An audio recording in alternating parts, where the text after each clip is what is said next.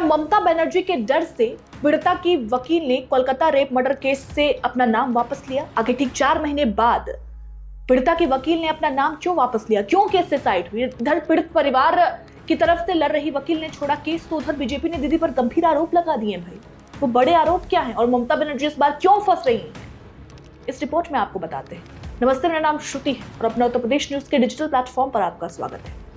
कोलकाता के आरजीकर अस्पताल में 9 अगस्त को महिला चिकित्सक के साथ हुई दरिंदगी के मामले में पीड़ित परिवार की तरफ से केस लड़ रही वरिष्ठ वकील वृंदा ग्रोवर ने supreme court, Calcutta high court और सियालदह ट्रायल कोर्ट से अपना नाम वापस ले लिया है। कहा गया है कि कुछ कारणों और परिस्थितियों के चलते उन्होंने ये फैसला लिया। सूत्रों ने बताया कि वकील वृंदा ग्रोवर ने यह फैसला इसलिए लिया क्योंकि उनकी लीगल टीम और पीड़िता के परिवार के बीच कई मुद्दों को लेकर तालमेल नहीं बन रही। वृंदा ग्रोवर के चैम्बर की ओर से जारी किए गए एक बयान में कहा गया है कि उनकी लीगल टीम सितंबर 2024 से पीड़िता के परिवार का केस निःशुल्क लड़ रही है। ये बात भी सामने आई है कि वकील और परिवार के बीच मतभेद की खबरें भी सामने आई, जिससे ये फैसला महिला वकील को लेना पड़ा। वकील के नाम वापस लेने के फैसले पर फिलहाल कुछ प्रतिक्रियाएं भी सामने आ रही हैं। पीड़िता के पिता का कहना है इस बारे में कि उन्हें इस घटनाक्रम की कोई जानकारी उन्होंने नहीं बताया कि क्यों वापस लिया है, और सोशल मीडिया पर कई लोग इस फैसले पर चिंता जाहिर कर रहे हैं, जबकि कुछ लोग इसे कानूनी प्रक्रिया का हिस्सा बता रहे हैं।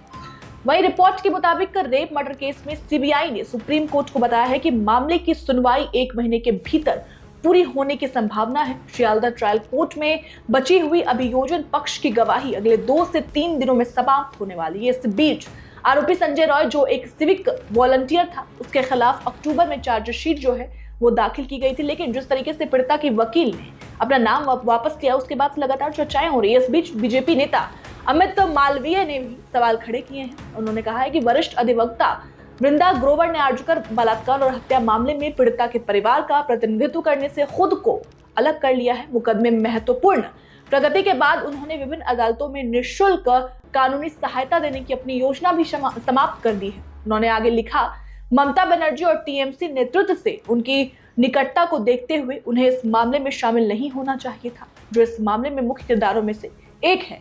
ये कोई आश्चर्यजनक घटनाक्रम नहीं है। अमित मालवीय का सीधा तरीके से आरोप था। संदीप घोष को ले लीजिए आप, विनोद गोयल को ले लीजिए आप। अब ऐसे में लोग सवाल कर रहे हैं भाई कि अचानक ऐसा क्या हुआ कि पीड़िता वकील को केस वापस लेना पड़ा? पीड़िता वकील आखिर अचानक से ऐसा क्यों नहीं करना पड़ा? क्या जो तर्क, जो कारण पीड़िता की वकील ने कोर्ट में दिया है, उसमें सच्चाई है, या फिर किसी के डर, किसी के खौफ से वकील ने अपना कदम पीछे किया है, वो भी इन वक्त पर? वो दिन कोई नहीं भूल सकता जब 9 अगस्त को आर्जिकर अस्पताल के सेमिनार हॉल में पीड़िता का शव मिला था। पोस्टमार्टम रिपोर्ट ने दुष्कर्म और हत्या की पुष्टि की थी। शुरुआती जांच कोलकाता पुलिस कर रही थी, लेकिन स्थानीय पुलिस की भूमिका पर सवाल उठने लगे थे, जिसके बाद ये पूरा केस, जो पूरा मामला था, ये सीबीआई को सौंप दिया गया था। सुप्रीम कोर्ट ने 19 अगस्त को इस मामले का संज्ञान लिया था। इस केस से न सिर्फ पश्चिम बंगाल में सवाल उठा था, बल्कि देश भर में प्रदर्शन हुए थे। लेकिन जिस तरीके से अभी अचानक से इन वक्त पर, जिस तरीके से वो पीड़िता जिसके माता पिता इतनी खराब स्थिति में है, वो पीड़िता जिसके माता पिता और पूरा देश इंसाफ मांग रहा है, उस वक्त जब उनकी वकील अचानक से अपना नाम केस से वापस ले ले, तो इसमें सवाल उठना लाजमी है। और इसी को लेकर बीजेपी लगातार सवाल कर रही है भाई कि क्या किसी के प्रेशर में आके जो है महिला वकील ने केस वापस लिया है, अपना नाम वापस लिया है, केस से वो नहीं लड़ेंगी, या फिर कोई और वजह है, या फिर जो कारण वो दे रही हैं, जो तालमेल बनने वाला जो कारण उन्होंने बताया है कि तालमेल नहीं बन रहा था परिवार में और उनके कुछ वकीलों के बीच, तो क्या ये बड़ा कारण है? कुछ भी हो सकता है। और अभी फिलहाल जो है खबर इसको लेकर नहीं आई है, लेकिन जैसे ही कोई खबर सामने आती है इसको लेकर हम आप तक जरूर पहुंचाएंगे। और इस रिपोर्ट पर आपकी क्या राय है? आपको क्या लगता है कि ममता बनर्जी के प्रेशर की वजह से इस महिला वकील ने केस से अपना नाम वापस लिया है, या कोई और बड़ी वजह रही? शुक्रिया।